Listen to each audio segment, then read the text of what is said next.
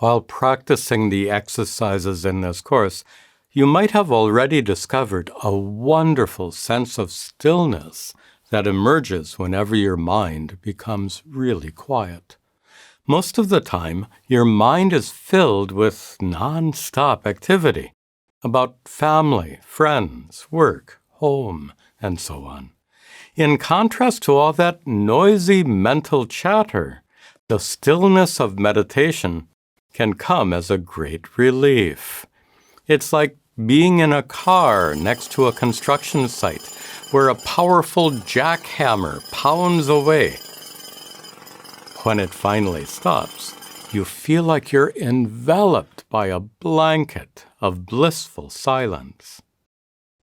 It feels the same when the noisy chatter of your mind comes to a stop. Minds are rarely silent, except in meditation and dreamless sleep. They're often engaged in a steady stream of thoughts that flow from one idea or topic to another. Psychologists call this associative thinking, because each thought has an association or connection that links it to the next. When you're relaxing with family or friends and your conversation casually rambles from one subject to another, that's a good example of associative thinking. This kind of thinking also stimulates creativity of all kinds. Artists, writers, and even scientists depend on associative thinking to come up with new ideas. So there's nothing inherently negative about it. But when you sit to meditate, associative thinking happens to be the culprit that makes your mind drift off into meandering streams of thought. We saw that problem at the beginning of this chapter, where a meditator was distracted by the sound of a car pulling into his neighbor's driveway. Inhale, 1, 2, 3. Exhale, 4, 5, 6. Sounds like my neighbor just returned from his vacation. Before he left, he promised to return the ladder he borrowed from me. He still hasn't returned the ladder. He didn't return my garden shears or shovel. Notice how the thoughts that distracted the meditator formed a series of links. After hearing the car pull in, he thought about his neighbor. Then he remembered the ladder that wasn't returned. Next, he remembered other items that had not yet been returned.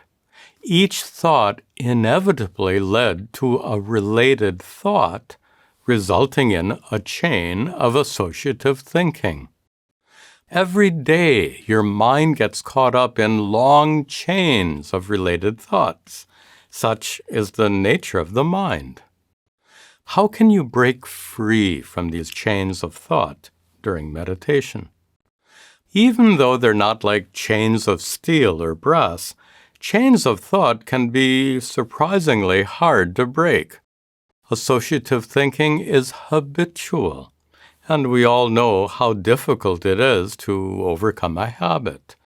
So, instead of trying to break out of these chains of thought, a better strategy is to actually harness the mind's tendency for associative thinking as an aid to meditation.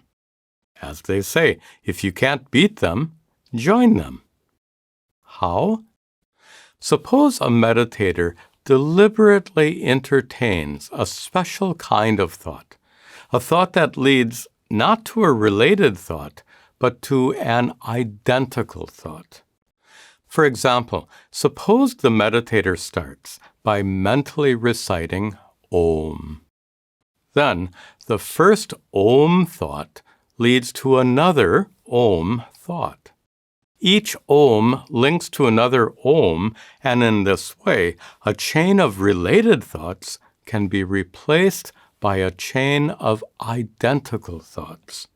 Thoughts directed towards an alambana, an object of meditation.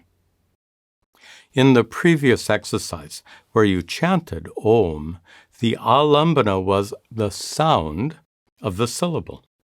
Each Om sound led to another Om sound, and this chain of identical sounds helped you concentrate your attention without getting distracted. But Om is not just a sound. It's also a sacred mantra, a one-syllable mantra. Various mantras, including Om, are often recited silently for meditation. The mental recitation of mantras harnesses the mind's tendency for associative thinking by replacing chains of related thoughts with chains of mantras. This powerful technique is one of the most widely practiced forms of meditation. The use of mantras is the subject of the next chapter, which begins with the next lesson.